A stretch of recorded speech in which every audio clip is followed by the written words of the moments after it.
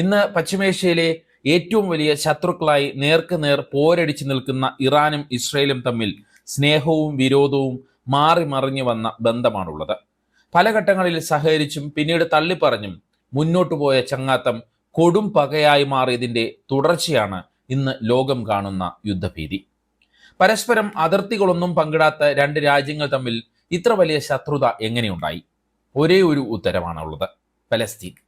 അങ്ങനെയെങ്കിൽ പണ്ട് ഇരു രാജ്യങ്ങളും എങ്ങനെ അത്ര അടുത്ത മിത്രങ്ങളായി? അതിനും ഒരേ ഒരു ഉത്തരമാണുള്ളത്: അമേരിക്ക.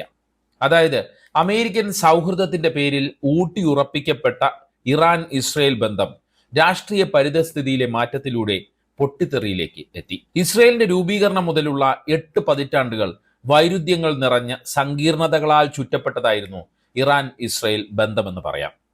1947 പലസ്തീൻ വിഷയം ഉടലെടുത്തപ്പോൾ പ്രശ്നപരിഹാരത്തിനായി ഐക്യരാഷ്ട്രസഭ രൂപീകരിച്ച 11 അംഗ പ്രത്യേക സമിതിയിൽ അംഗമായിരുന്നു ഇറാനും.